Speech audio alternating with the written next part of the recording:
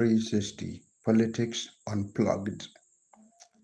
We are going to talk many things that are happening in Nigerian politics, specifically the realignment and alignment of the heavyweight politicians going to the 2027 presidential election coalition and the warning from INEC that choosing or picking presidential candidates in many terms is violating its own laws, period. And it warns that any political party picking its own candidates in the middle term is violating the INEC's policies, rules, and regulations and electoral acts. But let's not talk about this too much. One of the mind-boggling things and what makes me dumbfounded is having to find out that Abubakar Malami, former AGF, is the keynote speaker at the coalition's event. These are not coalitions of opposition. What is it? Is it a coalition to oppose justice or a coalition to oppose the government that they put in place by themselves? Some people are putting ideas of who is going to run and who is going to be the running mate. For example, some says Atiku Obi, and some others are saying Obi El Rupai, while others are saying El Rupai Malami. And today, PDP hold its NEC meeting, 99th NEC meeting, in which their press release that come out talks about Tinubu's becoming a threat to democracy, misrule, and corruption of the government. This is the PDP NWC's press release or some part of it. But are these people serious about this? I mean, PDP is the party that is divided. And not only PDP is the party that is divided, but also, to be honest, even the Labour Party is divided.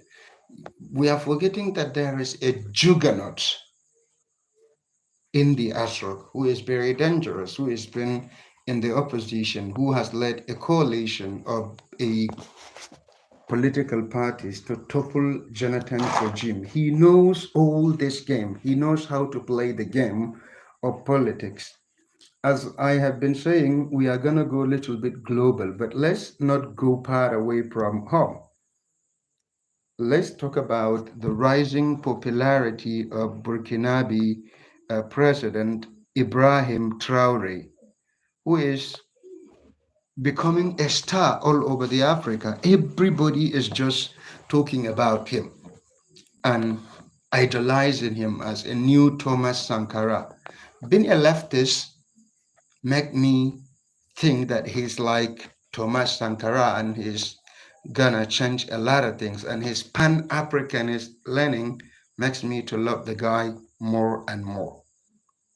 But that doesn't change that he's a military dictator. He toppled democratic regime, even though it might not necessarily be a true democratic regime. He was not elected. I don't have to put this aside, but he's a good guy. He's been working so hard. He's been fighting imperialist agenda in his country, and I wish him a good luck from my Twisdon360 Politics Unplugged. We are going to go global, as I said. Recently, in a Piers Morgan show, where he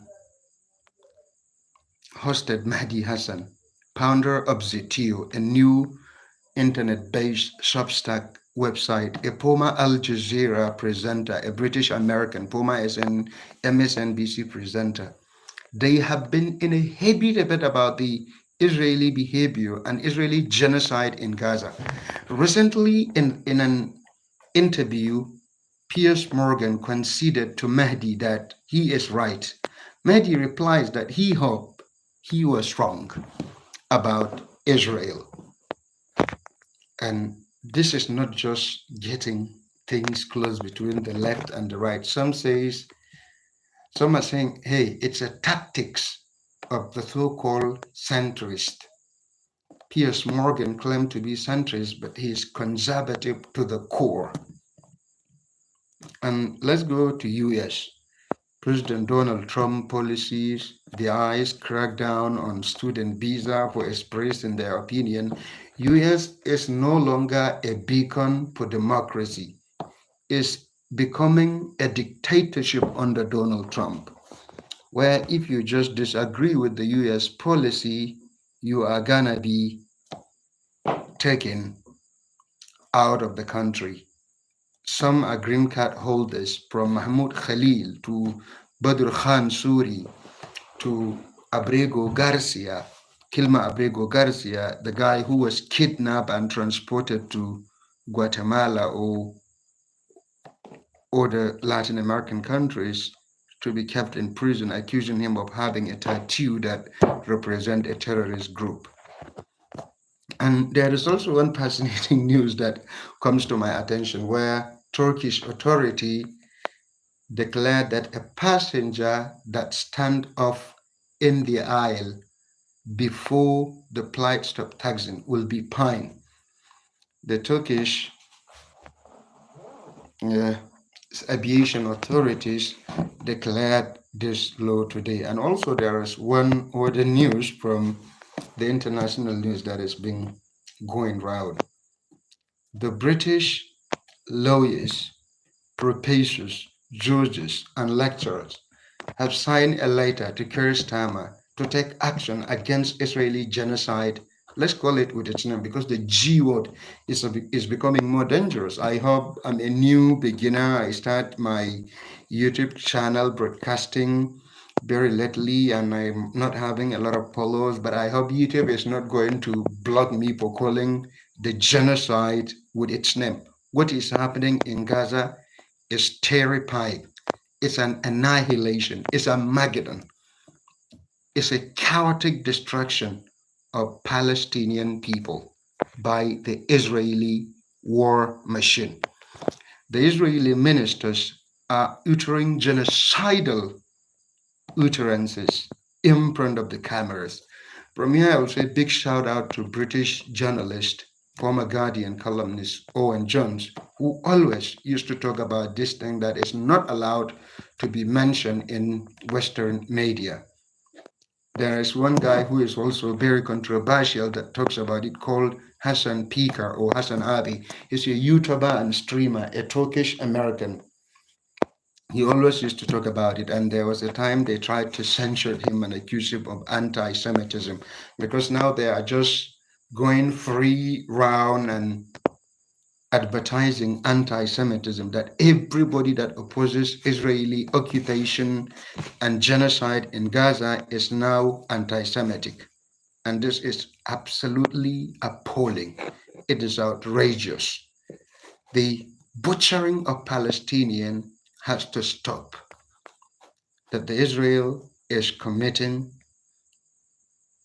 a genocide in Gaza, and we must call it with its own name.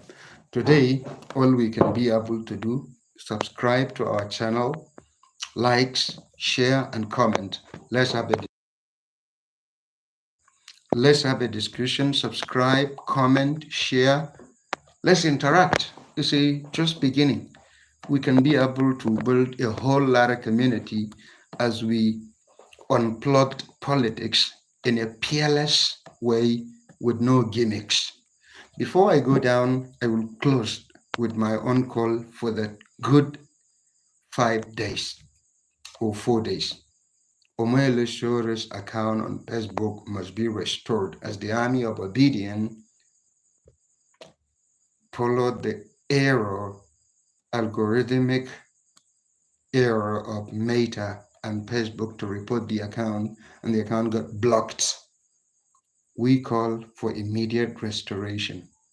Thank you. Today, all we can do. Big shout out. to you all. Thank you. See you tomorrow on another Twisdon360 Politics Unplugged. Thank you.